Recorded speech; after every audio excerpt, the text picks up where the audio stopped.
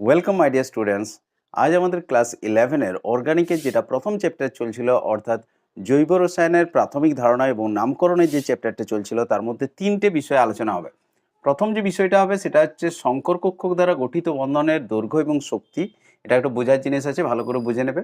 আচ্ছা, গঠন সংকেত লেখার বিভিন্ন পদ্ধতি, এটা খুবই একটা ইন্টারেস্টিং পোর্শন বলতে পারো, খুব দারুণ লাগবে, মজাদার একটা পোর্শন। আর লাস্টে যেটা আলোচনা হবে সেটা হচ্ছে জৈব যৌগের শ্রেণীবিভাগ। এটাও খুব ইম্পর্ট্যান্ট একটা অংশ। তাহলে আজকের ক্লাসটা খুব মন দিয়ে করে নেবে। ক্লাস 11-এর অর্গানিকের এটা একটা গুরুত্বপূর্ণ ক্লাস, শেষ পর্যন্ত অবশ্যই করে নেবে। আর তোমাদেরকে আরেকটা বিষয় বলে রাখি, গত সপ্তাহে আমার গলাটা একটু বসে যাওয়ার জন্য, ঠান্ডা লেগে, সেই কারণে দুটো ভিডিও দেওয়া হয়নি, 11-এর একটা 12-এর একটা, যে দুটো এই সপ্তাহে বাড়তি দিয়ে দেওয়া হবে। যেমন আজকে 11-এর বাড়তিটা হচ্ছে, এবং শুক্রবার দিন যেমন 11-এর আসে সেরকম আসবে। আর 12-এর রবিবার দিন বাড়তিটা করে দেওয়া হবে, মানে 12-এর দুটো পর পর আসবে, রবিবার এবং সোমবার দুটো ভিডিও চলে আসবে। চলো তাহলে আজকের ক্লাসটা শুরু করা যাক। এবং 11-এর যারা আছো তারা কিন্তু আজকের ক্লাসটা খুব মন দিয়ে করে নেবে, কারণ অর্গানিকের বেসটা তৈরি হবে এই প্রথম দিকের ক্লাসগুলোতে। মানে প্রথম চ্যাপ্টারটা অর্গানিকের খুব ভালোভাবে করে রাখবে এবং পরপর দেখবে ভিডিওগুলো পরপর। আগের দিন একটা দেওয়া হয়েছে, আজ সেকেন্ড ক্লাস অর্গানিকের।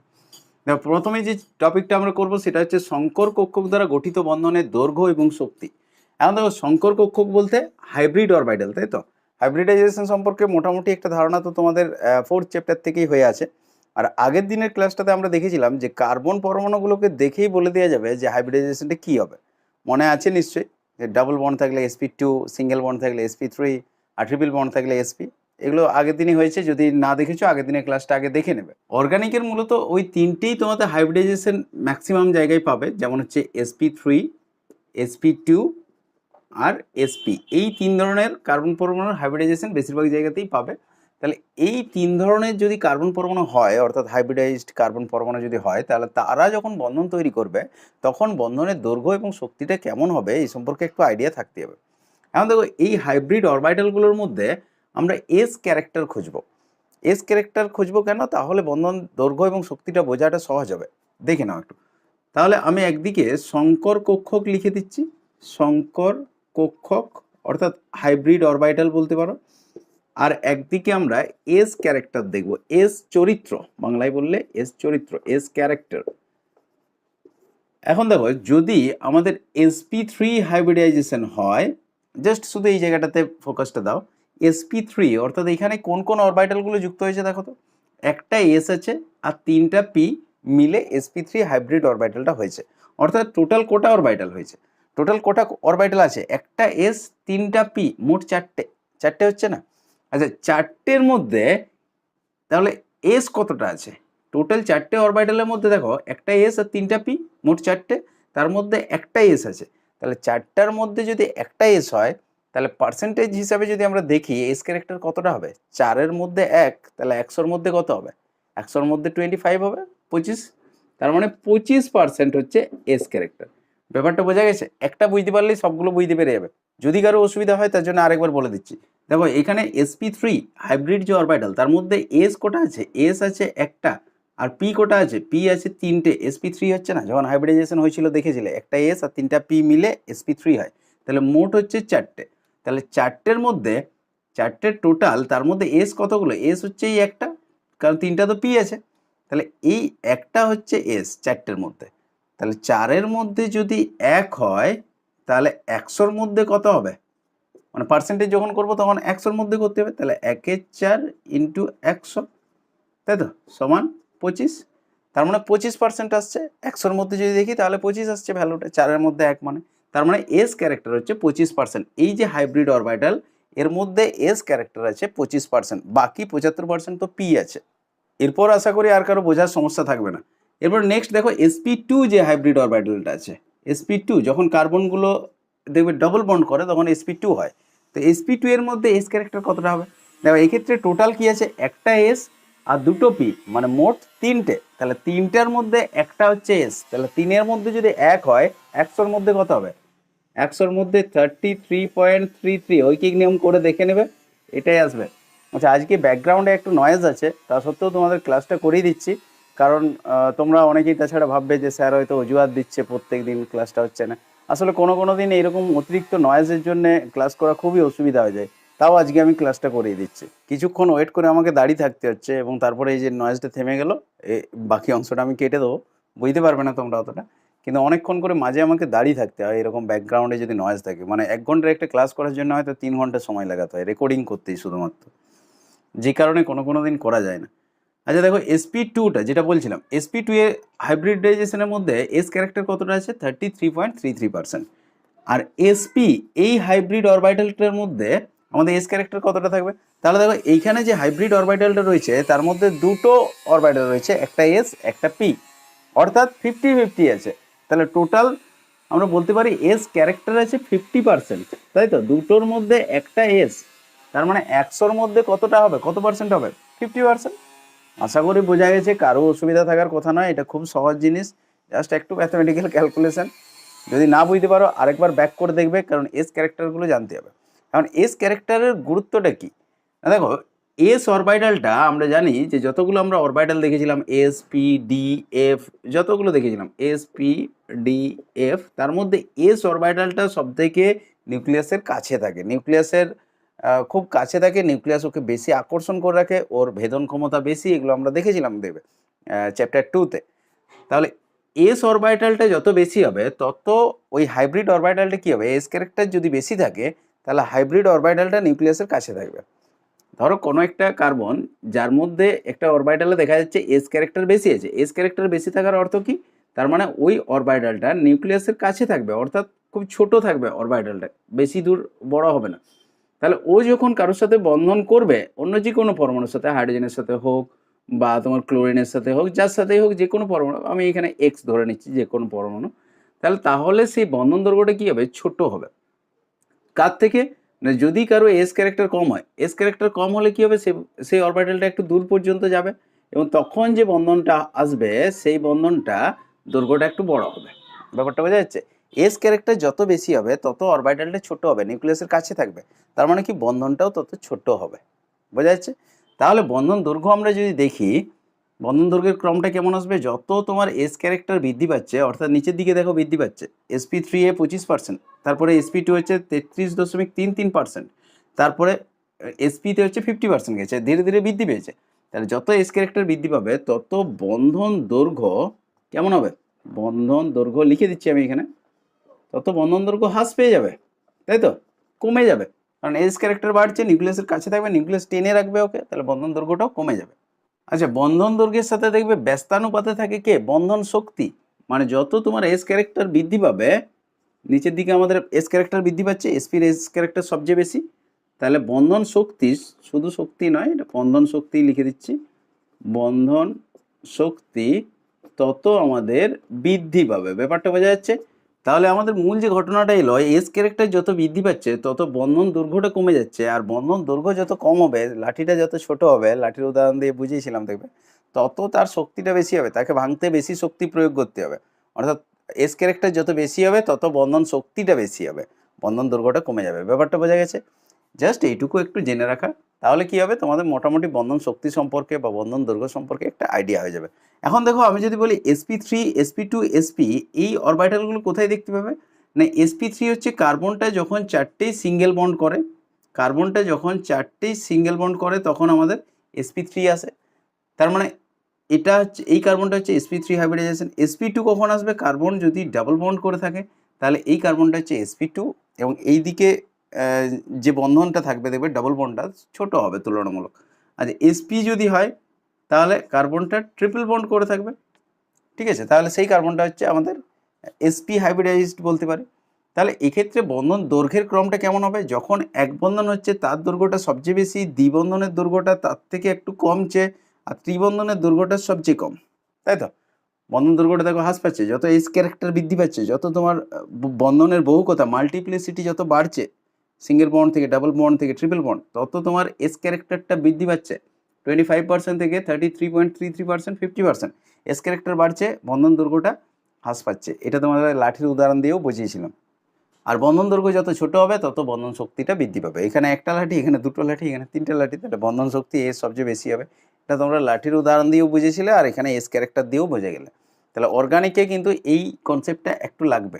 এরপর দেখো যদি আমি একদম বাস্তব উদাহরণ দিতে যাই, তাহলে কার্বনের সাথে যখন হাইড্রোজেনের বন্ধনটা হয় সেটা এক বন্ধনই ধরে নাও যে এক বন্ধনই হচ্ছে, কিন্তু এই কার্বনটা ধরো sp3 হাইব্রিডাইজেশনে আছে, sp3 কার্বন।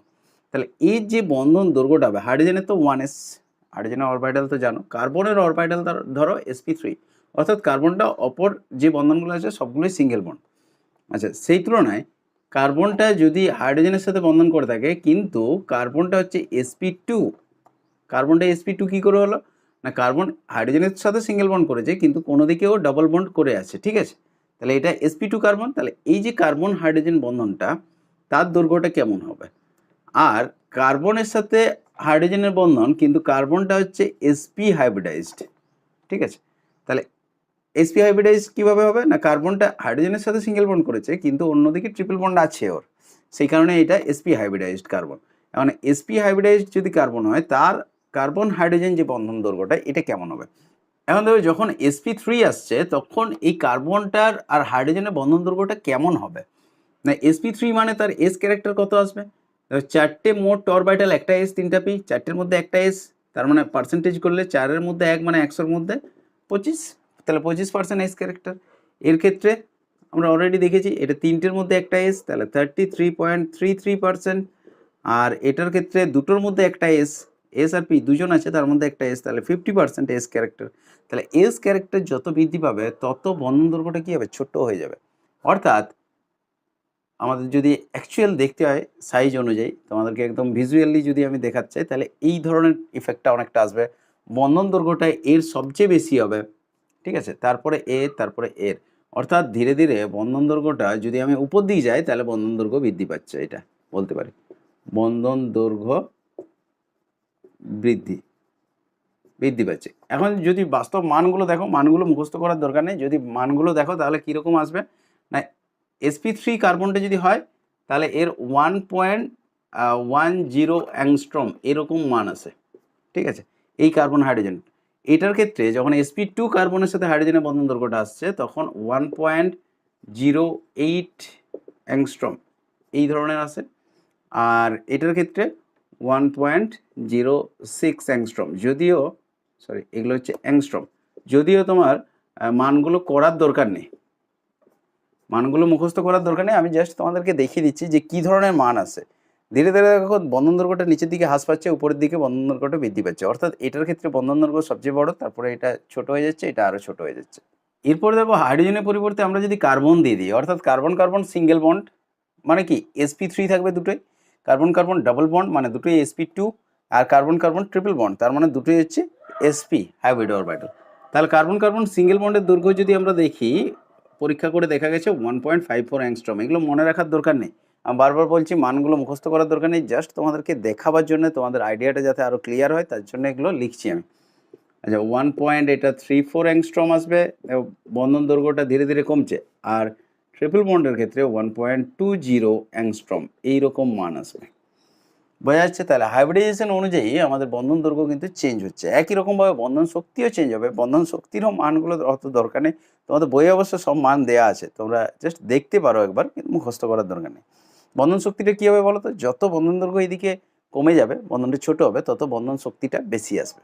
আশা করি এই জায়গাটা নিয়ে আর কারো ডাউট নেই। এরপরে চলো নেক্সট পোর্শনটাতে আমরা মুভ করে যাই। এটা খুব ইন্টারেস্টিং একটা পোর্শন, যেটা হচ্ছে গঠন সংকেত লেখার বিভিন্ন পদ্ধতি, জৈব যৌগের অর্থাৎ অর্গানিক যে মলিকিউলগুলো তাদের গঠন সংকেতগুলো আমরা কিভাবে লিখব, খুবই ইন্টারেস্টিং একটা প্রসেস দেখো। এবং এটাতে 4 ধরনের পদ্ধতি তোমরা পাবে। প্রথমেই যেটা পাবে সেটা হচ্ছে ইলেকট্রন ডট সিস্টেম।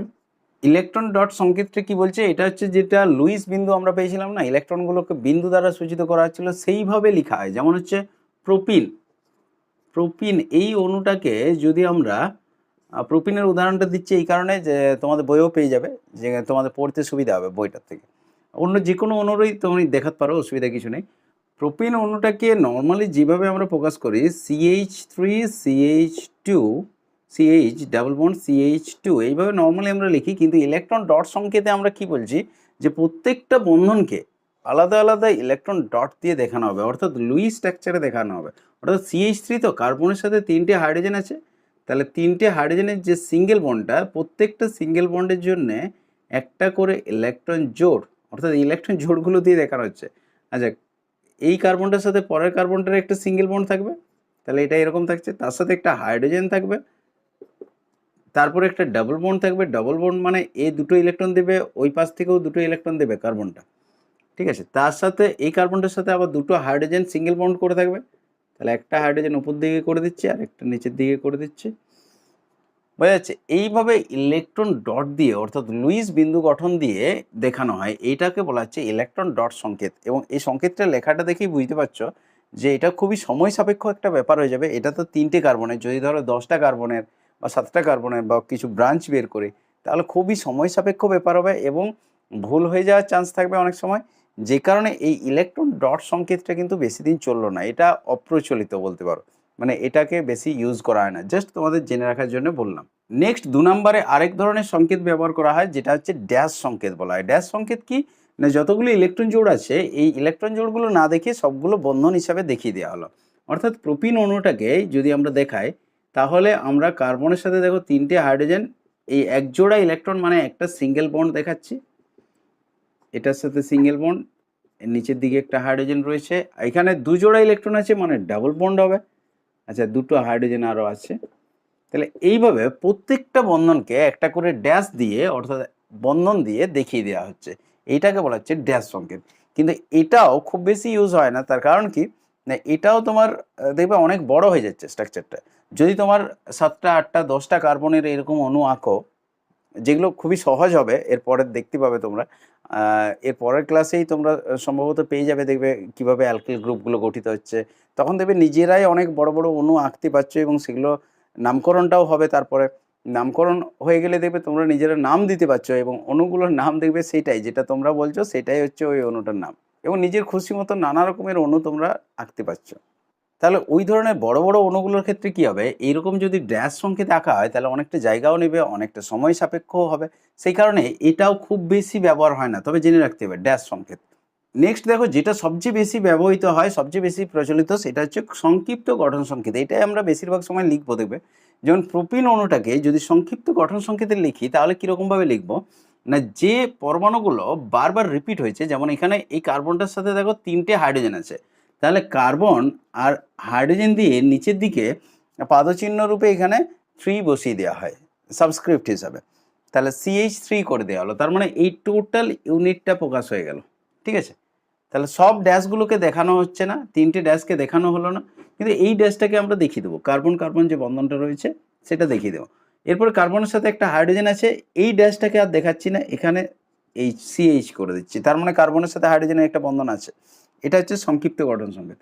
এখানে ডাবল বন্ড মানে কতকগুলো ড্যাশকে দেখানো হয় না, অনেক সময় সব ড্যাশগুলোকেই দেখানো হয় না, এটা ডাবল বন্ড আছে দেখাতেই হবে।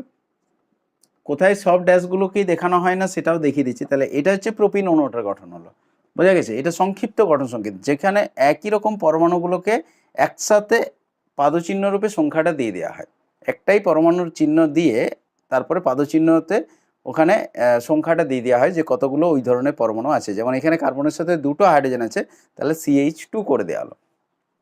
এখন যদি ধরো প্রোপেন দেখাতাম আমরা, প্রোপেন বলতে কি, কার্বনের সাথে শুধু কার্বন কার্বন সিঙ্গেল বন্ডই থাকবে, প্রোপেন অ্যালকেন, তাহলে CH3 CH2 CH3। এটাতে দেখো কোনো ড্যাশটাই দেখায়নি, বা দেখাতেও পারতে, এমন নয় যে দেখানো চলবে না, CH3 CH2 CH3 এরকমভাবে লেখা যায়, কোনো অসুবিধা নেই। এইগুলো হচ্ছে সংক্ষিপ্ত গঠন সংকেত এবং এইগুলোই সবচেয়ে বেশি প্রচলিত। এখানে কি করা হচ্ছে, বেশ কিছু বন্ধনকে আমরা দেখাচ্ছি না বা সবগুলোকেই দেখাচ্ছি না, এমনও হতে পারে যে এটার ক্ষেত্রে দেখো কোনো বন্ধনকেই আমরা দেখিয়ে দিইনি, ড্যাশ দিয়ে দেখিয়ে দিইনি যে কতগুলো কোন দিকে বন্ধন আছে। আবার এটাতে কিছু ড্যাশকে দেখানো হয়েছে, কিছু ড্যাশকে দেখানো হয়নি, কার্বন হাইড্রোজেন যে বন্ধনগুলো দেখানো হয়নি কিন্তু আছে, এটা সংক্ষিপ্তভাবে লেখা হচ্ছে, ব্যাপারটা বোঝা গেল। যেমন ইথাইল অ্যালকোহল, ইথাইল অ্যালকোহলকে আমরা এইভাবে লিখতে পারি CH3 CH2OH, এটাই সবথেকে বেশি প্রচলিত হয়। তবে যদি কোথাও ডাবল বন্ড বা ট্রিপল বন্ড থাকে সেটাকে অবশ্যই দেখাতেই হবে, ঠিক আছে, সেটাকে দেখাতেই হবে।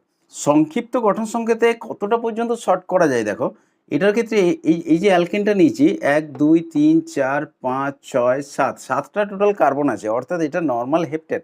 তোমরা যখন নাম করবে তখন দেখতে পেয়ে যাবে, এটার নাম হচ্ছে নর্মাল হেপ্টেন। যাই হোক, এখন জাস্ট নামটার দিকে যেও না, নামকরণ যখন হবে তোমরাও ইজিলি পারবে এগুলো। তাহলে এটাকে এত বড় যে কার্বনের চেনটা, 7টা কার্বনের চেন রয়েছে, এটাকে কত শর্টে দেখানো যাবে দেখো। CH3 এদিকেরটা দিলাম, মাঝে CH2 অনেকগুলো ইউনিট দেখো রিপিট হয়েছে। কতগুলো রিপিট হয়েছে? 1 2 3 4 5, 5টা CH2 ইউনিট আছে। তাহলে এখানে আমরা CH2 হোল 5 করে দিচ্ছি, তারপরে আবার একটা CH3 লাস্টে আছে, সেটা দেখিয়ে দিলাম। ব্যাপারটা বোঝা যাচ্ছে? তাহলে এইরকমভাবে যে ইউনিটটা বারবার রিপিট হচ্ছে সেইটাতেও আমরা ব্র্যাকেট দিয়ে, মানে শুধু পরমাণুটা নয়, মাঝে যদি কোনো একটা ইউনিট পুরো একদম পরমাণু জোড়, সেটা যদি বারবার রিপিট হয়, সেটাকেও আমরা এরকম বন্ধনী দিয়ে এটা হোল 5 করে দিলাম, দিয়ে CH3 লাস্টেরটা আবার দিয়ে দিলাম। এইভাবেও দেখানো যাবে, মানে এতটা পর্যন্ত সংক্ষিপ্ত করে দেওয়া যায়। তাহলে সংক্ষিপ্ত গঠন সংকেতটা আমাদের বেশি প্রচলিত, এটা একটু ভালো করে রাখবে। এরপরে নেক্সট যেটা আছে সেটা দেখো আরও মজার হবে, খুব মজাদার একটা। এটাই আমাদের লাস্ট পদ্ধতি, অর্থাৎ কিভাবে গঠন লেখা হবে তার লাস্ট পদ্ধতি, এবং খুব মজাদার একটা পদ্ধতি, বন্ধন রেখা সংকেত। এটা কীরকম হবে না, এটাতে শুধুমাত্র এরকম জিগজ্যাগ রেখা দ্বারা, অর্থাৎ আঁকাবাঁকা রেখা দ্বারা কার্বন শৃঙ্খলটাকে শুধু প্রকাশ করা হয়। ঠিক আছে, মানে এটাই একটা অণু হয়ে যাবে। দেখো কত মজাদার আসবে। এবং এটার নিয়মটা আমি বলে দিচ্ছি, যে যখন এক বন্ধন থাকবে সেটাকে একটা লাইন দ্বারা দেখানো হবে, যদি দ্বিবন্ধন থাকে তাহলে দুটো লাইন দ্বারা, আর ত্রিবন্ধন থাকলে 3টে লাইন দ্বারা দেখানো হয়। এইভাবে দেখানো হবে। তাহলে এটা কিভাবে দেখানো হবে দেখো, যেমন হচ্ছে এই যে এই অণুটাকেই আমি দেখিয়েছি, এটা একটা অণু। ঠিক আছে, এইরকম যদি একটা অণুকে আমি দেখাই তাহলে কীরকম হবে, এটা যাই হোক অনেকগুলো লাইন টানা হয়ে গেল, আমি একটা আলাদা করে দেখিয়ে দিচ্ছি। ধরো এইরকম একটা অণু বলছি, তাহলে এটাতে কি ধরে নেওয়া হবে যে প্রান্তগুলোতে একটা করে কার্বন পরমাণু আছে। ঠিক আছে, এইখানে একটা কার্বন আছে, এখানে একটা কার্বন আছে, আর যতগুলো জায়গায় এরকম ভাঁজ আছে সেগুলোতে একটা করে কার্বন পরমাণু আছে। যে জায়গাগুলোতে এরকম টুইস্ট রয়েছে সেগুলোতে একটা করে কার্বন রয়েছে। তাহলে দুটো কর্নারে, দুটো সাইডে একটা করে, মানে প্রান্ততে একটা করে থাকবে, আর যে জায়গাগুলো ভাঁজ হয়েছে সেগুলোতে একটা করে কার্বন পরমাণু আছে। এবং প্রত্যেকটা কার্বনের সাথে পর্যাপ্ত পরিমাণ হাইড্রোজেন যুক্ত আছে। পর্যাপ্ত পরিমাণ হাইড্রোজেন বলতে কি না, দেখো কার্বনের আমরা জানি টোটাল 4টে বন্ধন হতে পারে কার্বনের। মোট হতে পারে কতগুলো? মোট হচ্ছে 4টে, তাই তো? কার্বনের 4টে বন্ধন হতে পারে। তাহলে এই কার্বনটা দেখো একটা বন্ধন আমরা দেখতে পাচ্ছি যে এই দিকে একটা কার্বনের সাথে, এখানে যদি একটা কার্বন হয় তাহলে এই কার্বনটার সাথে এই কার্বনটা, দেখো এই কার্বনটা শুধু যদি লক্ষ্য করো তাহলে এ একটা বন্ধন এর সাথে করেছে।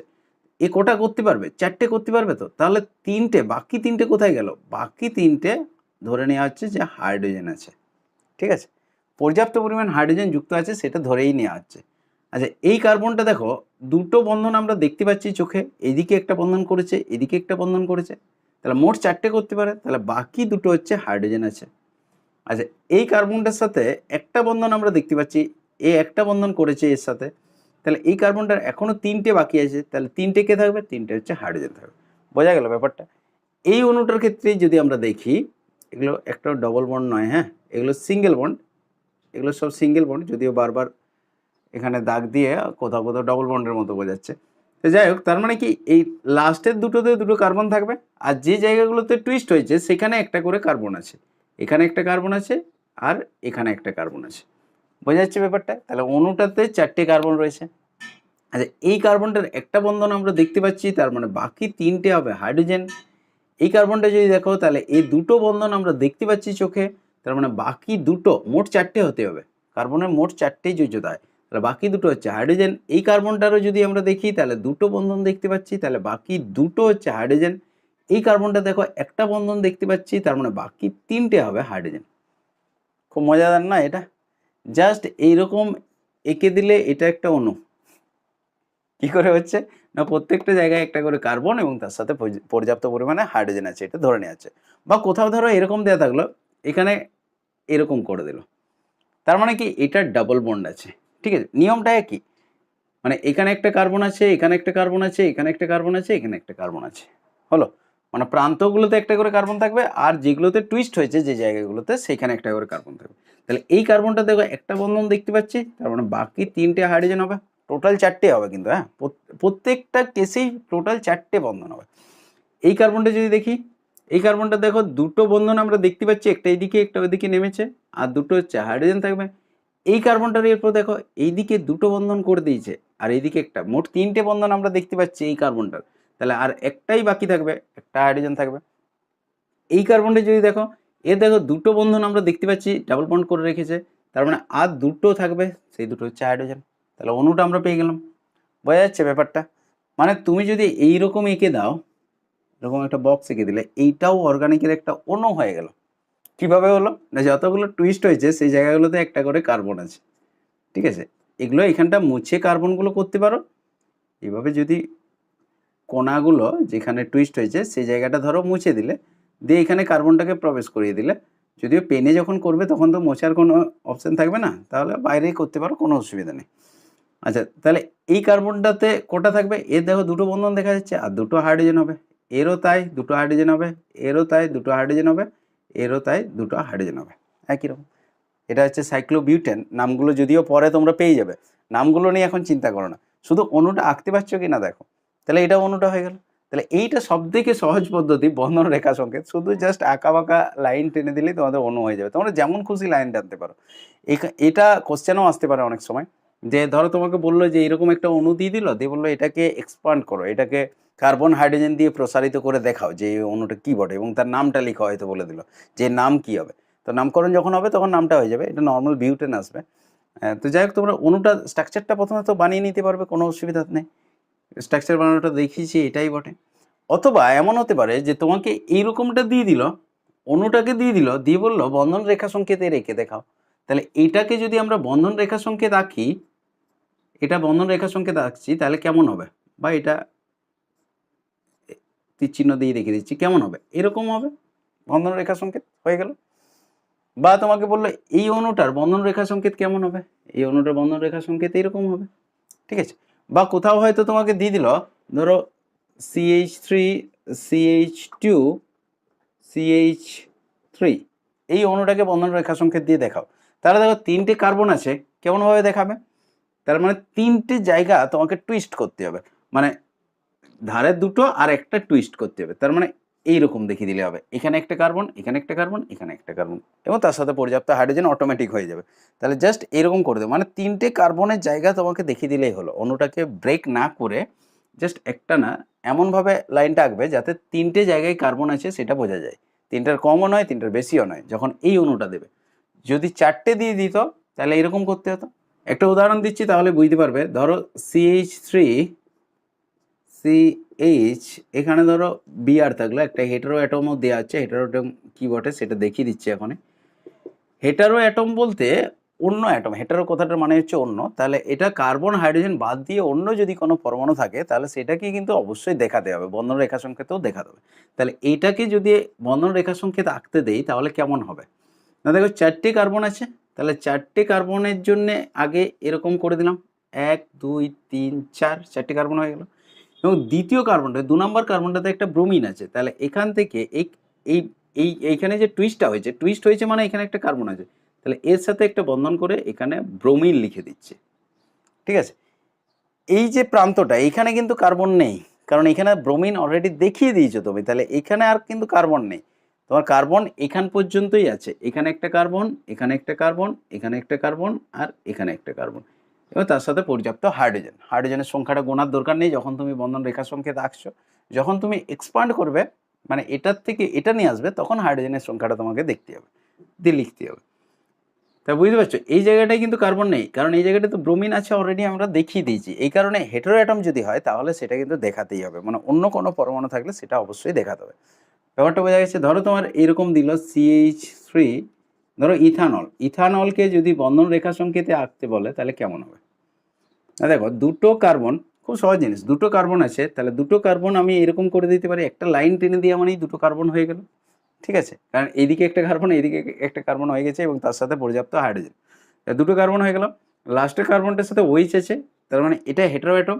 হেটারো অ্যাটম যখন থাকবে তখন তাকে কিন্তু দেখাতে হবে, এটা OH দেখিয়ে দেওয়া হলো। তাহলে এটা একটা কার্বন, দুটো কার্বন, তারপরে OH। বোঝা গেছে? এইরকম তোমাদের কোশ্চেন দিতে পারে কখনো শর্ট কোশ্চেনে, অথবা ঠিক উল্টাটা দিতে পারে, অর্থাৎ বন্ধন রেখা সংকেতটা দেওয়া থাকলে তোমাকে এক্সপান্ড করতে বলতে পারে।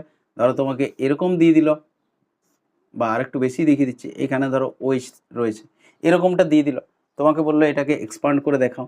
তাহলে এটাকে যদি এক্সপান্ড করো তাহলে কেমন হবে?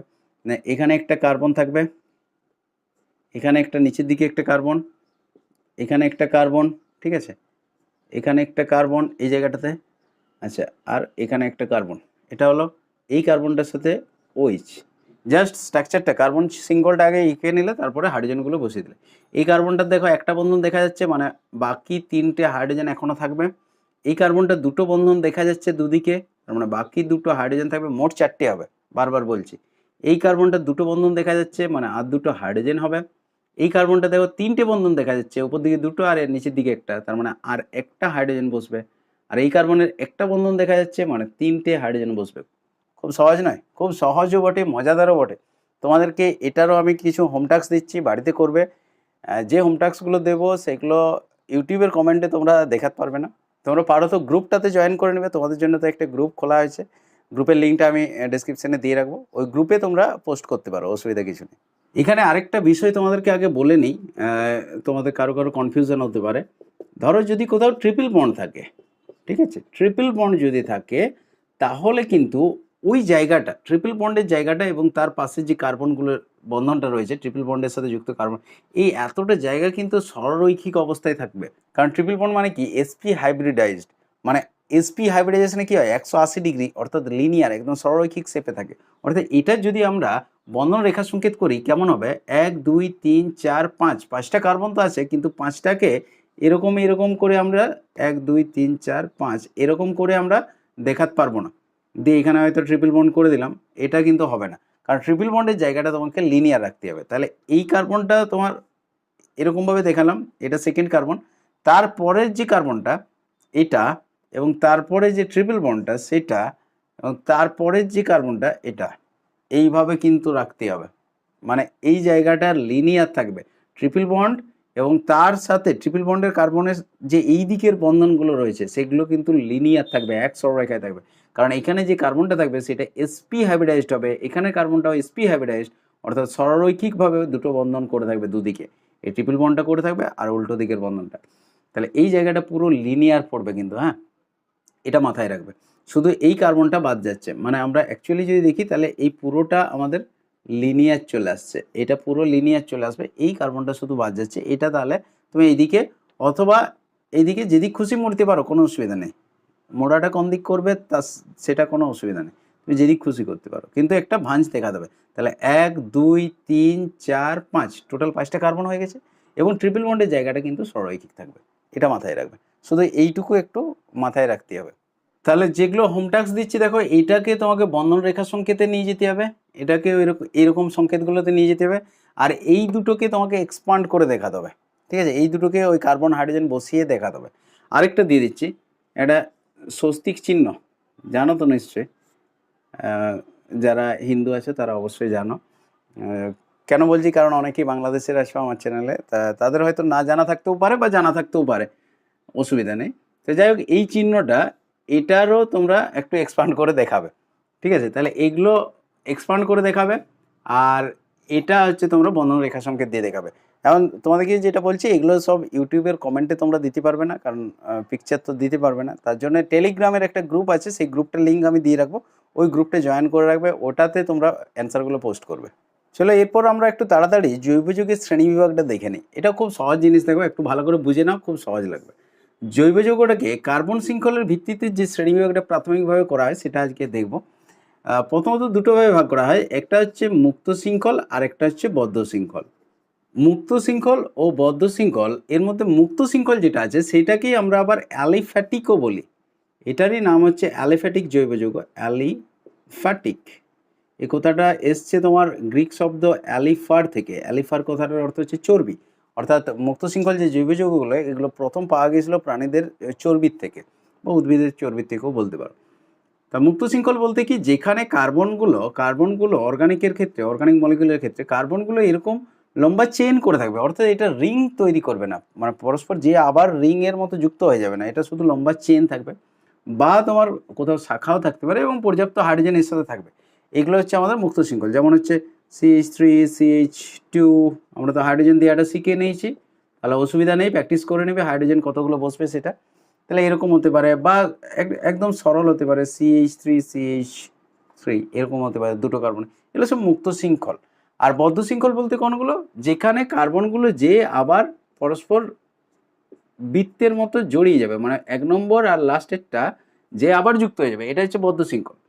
এখন এটা ডাবল বন্ড থাকতে পারে বেঞ্জিনের মতো, অথবা তোমার সিঙ্গেল বন্ডও থাকতে পারে। তাহলে যদি সিঙ্গেল বন্ড করি তাহলে সবগুলোতেই দুটো করে হাইড্রোজেন লাগবে, CH2 CH2 CH2 করে যাবে। তাহলে এটা হচ্ছে আমাদের বদ্ধ শৃঙ্খলের উদাহরণ, এটা হচ্ছে মুক্ত শৃঙ্খলের উদাহরণ। মুক্ত শৃঙ্খল যে জৈব যৌগগুলো সেগুলোকে আবার দুটো ভাগে ভাগ করা হয়, একটা হচ্ছে শাখাবিহীন বা সরল, শাখাহীন বা শাখাবিহীন মুক্ত শৃঙ্খল জৈব যৌগ, আর একটা হচ্ছে শাখাযুক্ত, ব্রাঞ্চ থাকবে এর, শাখাযুক্ত। আগে যে দুটো উদাহরণ দিয়েছিলাম সেটা একটাতে শাখা ছিল দেখবে, আর একটাই শাখা থাকেনি। শাখাহীন বলতে কি, যেখানে কার্বনগুলো পরপর লম্বা চেনের মতোই চলে যাবে, কোনো ব্রাঞ্চ বেরিয়ে আসবে না। আর শাখাযুক্ত বলতে কি, যেখানে কার্বনগুলো এরকম চেনের মতো হতে হতে কোথাও ব্রাঞ্চ থাকবে, সেই ব্রাঞ্চটা বড় ব্রাঞ্চও হতে পারে এরকমভাবে, ছোট ব্রাঞ্চও হতে পারে, একটা ব্রাঞ্চ থাকলেও হবে, একাধিক ব্রাঞ্চ থাকলেও হবে, এগুলো সব হচ্ছে শাখাযুক্ত। এর সাথে হাইড্রোজেনগুলো দিয়ে দিবে, তাহলেই হয়ে যাবে অণুগুলো স্ট্রাকচার। তাহলে শাখাহীন আর শাখাযুক্ত বোঝা যাচ্ছে। এগুলো কিন্তু মুক্ত শৃঙ্খল, অর্থাৎ এগুলো কোথাও এরকম রিং তৈরি করেনি। দেখো এটা যেমন রিং হয়ে গেছে, পুরো বৃত্ত হয়ে গেছে, এগুলোর ক্ষেত্রে কিন্তু কোথাও রিং তৈরি হয়নি। যদি রিং তৈরি হতো তাহলে সেটা বদ্ধ শৃঙ্খল হয়ে যেত। তাহলে এখনো যতটা পর্যন্ত পেলাম, দেখো অর্গানিক যৌগগুলোকে দুটোভাবে প্রথমে ভাগ করা হচ্ছে, মুক্ত শৃঙ্খল আর বদ্ধ শৃঙ্খল। মুক্ত শৃঙ্খলগুলোকে অ্যালিফ্যাটিক বলা হয়, আর অ্যারোমেটিকটা কি সেটা পরে আসছে। অ্যালিফ্যাটিক বলা হয় মুক্ত শৃঙ্খলগুলোকে, সেগুলো আবার শাখাহীন আর শাখাযুক্ত হতে পারে। অর্থাৎ যদি লম্বা চলে যায় সেটা শাখাহীন, আর যদি শাখা থাকে তাহলে শাখাযুক্ত। নাম শুনেই বুঝতে পারছো।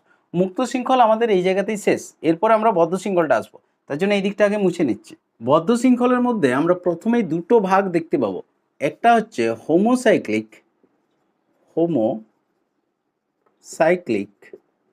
আরেকটা পাবো হেটেরোসাইক্লিক। এটা হচ্ছে হেটারোসাইক্লিক। হোমোসাইক্লিক আর হেটেরোসাইক্লিক ব্যাপারগুলো কি বটে বুঝিয়ে দিচ্ছি। হোমোসাইক্লিকেরই আরেকটা নাম হচ্ছে কার্বোসাইক্লিক, আর এটা হেটেরোসাইক্লিক। হোমো কথাটার অর্থ হচ্ছে একই, আর হেটেরো কথাটার অর্থ হচ্ছে ভিন্ন, আলাদা। তাহলে হোমোসাইক্লিক মানে কি, একই পরমাণু দিয়ে মূলত বদ্ধ শৃঙ্খলটা তৈরি হবে, রিংটা তৈরি হবে। মানে যেমন হচ্ছে কার্বনগুলো দিয়েই শুধু রিংটা তৈরি হবে, তাহলে সেগুলো হচ্ছে হোমোসাইক্লিক। যেমন আগের যে উদাহরণটা আমরা দেখেছিলাম, CH2 ছটা কার্বন থাকতে হবে এমন কোনো মানে নেই, ধরো 3টে কার্বন থাকলো বা 4টে কার্বন থাকলো, এটাও একটা হোমোসাইক্লিক হলো। এটাকে বলা যেতে পারে সাইক্লোপ্রোপেন। নামগুলো তোমাদের পরে আছে, অসুবিধা কিছু নেই। বা ধরো এরকম করে দিলে, এটা শুধু বন্ধন রেখা সংকেত দেখিয়ে দিলাম, বুঝতে পারছো তো, সবগুলোতেই CH2 আছে, তার মানে এটা সাইক্লোবিউটেন। আচ্ছা যদি 5টা করো, এগুলো সব কার্বন দিয়েই তৈরি, দেখো কার্বন আর হাইড্রোজেন, অন্য কোনো হেটারো অ্যাটম নেই, এটা হচ্ছে সাইক্লোপেন্টেন, 5টা আছে। নামগুলো তোমাদের হবে, চিন্তার কিছু নেই। তাহলে এগুলো হচ্ছে হোমোসাইক্লিক। আচ্ছা, আর হেটেরোসাইক্লিক বলতে কোনগুলো, যেখানে কার্বন ছাড়াও অন্য কোনো পরমাণু থাকবে এবং পুরো রিংটা তৈরি করতে অন্য পরমাণুটারও অবদান থাকবে, সেগুলো হচ্ছে হেটেরোসাইক্লিক। হেটেরোসাইক্লিকের কয়েকটা নাম কিন্তু তোমাদেরকে করতে হবে। এখানে আমি দেখিয়ে দিচ্ছি অণুগুলোকে, যেমন হচ্ছে কার্বন দিয়েই তৈরি, কিন্তু একটা ধরো নাইট্রোজেন আছে এখানে, এবং নাইট্রোজেন ত্রিযোজী, তাহলে নাইট্রোজেনের সাথে একটা হাইড্রোজেন এদিকে থাকবে। তাহলে এই ধরনের যে অণুটা হয়, এইটার নাম হচ্ছে পাইরল, বা কোথায় কোথাও পিরল লেখা থাকতে পারে, আসলে ইংরেজি থেকে বাংলা করা হয়েছে তো তাই জন্য পিরল বা পাইরল থাকতে পারে। আচ্ছা, নাইট্রোজেন দিয়ে আরেকটা বেঞ্জিনের মতো হতে পারে, বেঞ্জিন রিংয়ের মতো। এটাতে দেখো নাইট্রোজেনের 3টে বন্ধন হয়ে যাচ্ছে, তার জন্য আর হাইড্রোজেন থাকবে না। এটার নাম হচ্ছে পিরিডিন। এই অণুগুলো একটু করে রাখবে, কারণ বিভিন্ন জায়গায় এগুলো পেতে পারো, পাইরল, পিরিডিন। আর এরকম এটাই শুধুমাত্র ষড়ভুজ, দেখো ছটা দিয়ে তৈরি হয়েছে, 5টা কার্বন আর একটা নাইট্রোজেন, এটা পঞ্চভুজ আছে। এরকম পঞ্চভুজেরই আরও আছে ফিউরান আর থায়োফিন। যদি অক্সিজেন দিয়ে থাকে, অক্সিজেনের 2টো লোন পেয়ার এবং 2টোই বন্ধন হয়, এটার নাম হচ্ছে ফিউরান। আচ্ছা, আর যদি সালফার দিয়ে হয়, এই জাস্ট 4টে করে রাখবে, এটার নাম হচ্ছে থায়োফিন। আশা করি নিচের দিকটা দেখা যাচ্ছে, অসুবিধা হবে না আশা করি দেখতে।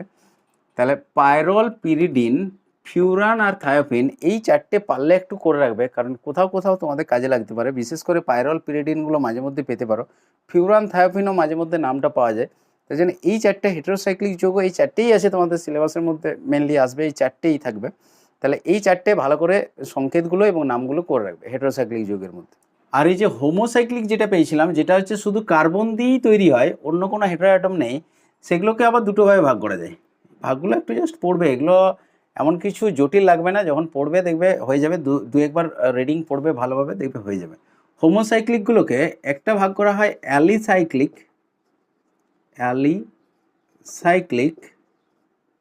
আরেকটা হচ্ছে অ্যারোমেটিক।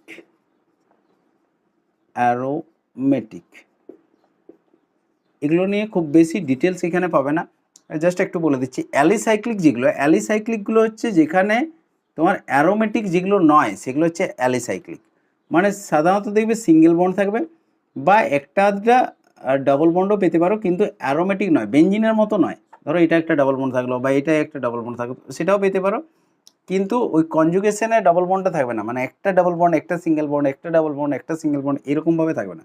এটা হচ্ছে তোমার অ্যালিসাইক্লিক। আর অ্যারোমেটিক কোনগুলো, এটা অ্যারোমেটিক যখন আলোচনা হবে তখন বলা হবে, এখন বললেও বুঝতে পারবে না। এখন জাস্ট একটা এক্সাম্পল নিয়ে রাখো, যেটা হচ্ছে বেঞ্জিন হচ্ছে অ্যারোমেটিক যৌগ, এবং এদের ক্ষেত্রে দেখতে পাবে একটা ডাবল বন্ড একটা সিঙ্গেল বন্ড, একটা ডাবল বন্ড একটা সিঙ্গেল বন্ড, এইভাবে একটা কনজুগেশন রয়েছে, অর্থাৎ একটার পর একটা ডাবল বন্ড একটা সিঙ্গেল বন্ড, একটা ডাবল বন্ড একটা সিঙ্গেল বন্ড, একটা ডাবল বন্ড একটা সিঙ্গেল বন্ড, এইভাবে পুরো অণুটা তৈরি। তাহলে এইগুলো হচ্ছে মেনলি অ্যারোমেটিক হয়, যদিও অ্যারোমেটিকের পুরো সংজ্ঞাটা তোমরা যখন অ্যারোমেটিক হাইড্রোকার্বন হবে তখন তোমরা জানতে পারবে। এখন জাস্ট এইটুকু জেনে রাখো বেঞ্জিন। তাহলে এই বেঞ্জিনের মতো স্ট্রাকচারগুলো বাদ দিয়ে যতগুলো বদ্ধশৃঙ্খল পাবে, সিঙ্গেল বন্ড দিয়ে শুধু হোক বা একটা ডাবল বন্ড থাকলো, এগুলো সব হচ্ছে অ্যালিসাইক্লিক। অ্যারোমেটিকগুলো বাদ দিয়ে বাকি যতগুলো হোমোসাইক্লিক আছে সেগুলো সব অ্যালিসাইক্লিক। তাহলে এই যে জায়গাটা, এই পোর্শনটা তোমরা পরে আরও পাবে, চিন্তার কিছু নেই, যখন অ্যারোমেটিক হবে তখন ওই জায়গাতে এগুলো সব পাবে। হেটেরোসাইক্লিক চারটে শুধুমাত্র এখানেই ভালো করে রাখবে। আর তার আগে যতটা পর্যন্ত বলেছিলাম, অর্থাৎ মুক্ত শৃঙ্খলের যে শ্রেণীবিভাগটা বলেছিলাম সেটা তো খুবই ইজি, একটা সরল মুক্ত শৃঙ্খল বা শাখাহীন, আর একটা হচ্ছে শাখাযুক্ত। তাহলে এই হচ্ছে আমাদের জৈব যৌগের মূল শ্রেণীবিভাগ, অর্থাৎ প্রাথমিকভাবে যে শ্রেণীবিভাগটা করা হয়। এছাড়াও আরেকটা ছোট্ট শ্রেণীবিভাগ করা যায় অন্য একটা আসপেক্টে, কীরকম আমি দেখিয়ে দিচ্ছি। সেটা হচ্ছে কার্বন কার্বন বন্ধনটা কেমন আছে তার উপর ভিত্তি করে সম্পৃক্ত আর অসম্পৃক্ত হাইড্রোকার্বন হিসাবে শ্রেণীবিভাগ করা যায়। মানে এখানে শুধু কার্বন হাইড্রোজেনগুলোই মেনলি থাকে। তো যদি কার্বন কার্বন বন্ধনগুলো সব সিঙ্গেল বন্ড থাকে, কার্বনের সব বন্ধনগুলোই যদি সিঙ্গেল বন্ড হয়, তাহলে এটাকে বলা হচ্ছে সম্পৃক্ত হাইড্রোকার্বন, অর্থাৎ এগুলোকে সম্পৃক্ত জৈব যৌগ বলছে। আর যদি কোথাও কার্বন কার্বন দ্বিবন্ধন বা কার্বন কার্বন ট্রিপল বন্ড ত্রিবন্ধন যদি থাকে, তাহলে সেগুলো হবে অসম্পৃক্ত হাইড্রোকার্বন। এবং তার সাথে যতগুলোই সিঙ্গেল বন্ড থাকুক কোনো অসুবিধা নেই, একটাও যদি দ্বিবন্ধন বা ত্রিবন্ধন থেকে থাকে তাহলেই তোমার হয়ে যাবে এটা অসম্পৃক্ত হাইড্রোকার্বন। ব্যাপারটা বোঝা যাচ্ছে? যদি কার্বন কার্বন ডাবল বন্ড বা ট্রিপল বন্ড থেকে থাকে অণুটার মধ্যে, তাহলে সেটা হয়ে যাবে, এটা একটা আলাদা অণু, এটা একটা আলাদা অণু। তাহলে যদি ডাবল বন্ড বা ট্রিপল বন্ড থেকে থাকে তাহলে অসম্পৃক্ত, আর যদি সব সিঙ্গেল বন্ড হয় তাহলে সেগুলো হচ্ছে সম্পৃক্ত। জাস্ট এইটুকু, সিঙ্গেল বন্ড হলে সম্পৃক্ত, ডাবল বন্ড ট্রিপল বন্ড হলে অসম্পৃক্ত, ব্যাস এইটুকু। তাহলে এটাকে যদি খুব শর্টে দেখানো যায়, তাহলে কার্বন কার্বন সিঙ্গেল বন্ড থাকবে সম্পৃক্তর দিকে, আর অসম্পৃক্ত মানে কার্বন কার্বন ডাবল বন্ড থাকবে অথবা কার্বন কার্বন ট্রিপল বন্ড থাকবে, এগুলো হচ্ছে অসম্পৃক্ত জৈব যৌগ। তাহলে এই হচ্ছে আমাদের জৈব যৌগের শ্রেণীবিভাগ। এটা এই শ্রেণীবিভাগটা একটু ভালো করে নেবে, যদি কারো জটিল লাগে তাহলে বইটা দুবার ধরে পড়বে দরকার হলে, বা আমার ক্লাসটাও আরেকবার রিপিট করে নেবে। আশা করি জটিল লাগবে না। এই শ্রেণীবিভাগটা দিয়ে তোমাদের জৈব যৌগটা মেনলি তোমরা শিখছো যে কী ধরনের জৈব যৌগ হতে পারে, তো এটা ভালোভাবে করে রাখবে। এবং পুরো অর্গানিকটা দেখবে খুব মজাদার লাগবে, চিন্তার কিছু নেই। কোথাও যেখানে প্রথম শিখবে তখন কোথাও কারো ক্ষেত্রে, সবার নয়, কারো ক্ষেত্রে একটু জটিল মনে হতে পারে কোনো জায়গাটায়, কিন্তু সেই জায়গাটা একটু বেশি পড়ে সেটাকে সহজ বানিয়ে নেবে, বা দুবার দেখে নেবে সেই জায়গাটা, আমার ক্লাসটা বা বইটা দুবার পড়ে নেবে, দিয়ে সেই জায়গাটা সহজ বানিয়ে নেবে একটু আধটু জায়গা, তারপরে দেখবে বাকি পুরো জায়গাটা খুব মজাদার লাগে যায়। আর অনেকেরই ম্যাক্সিমাম 95% স্টুডেন্টের পুরো অর্গানিকটাই খুব সহজ লাগবে। এবং অর্গানিকটা খুব ভালো করে রাখবে, কারণ 12-এ গিয়ে কিন্তু তোমাদের অর্ধেকটা সিলেবাস অর্গানিক প্রায়। তাহলে অর্গানিকটা খুব ভালো করে রাখবে, এবং এইখানেই তোমরা অর্গানিকটা শিখবে, 12-এ গিয়ে কিন্তু আর শেখার জায়গা নেই, ওখানে অ্যাপ্লাই হবে। তাহলে 11-এ অর্গানিকটা একদমই ফাঁকি দাও না। আজকের ক্লাসটা কেমন লাগলো একটু কমেন্ট করে অবশ্যই আমাকে জানাবে। ঠিক আছে, আজ তাহলে এই পর্যন্তই, দেখা হচ্ছে নেক্সট ভিডিওতে।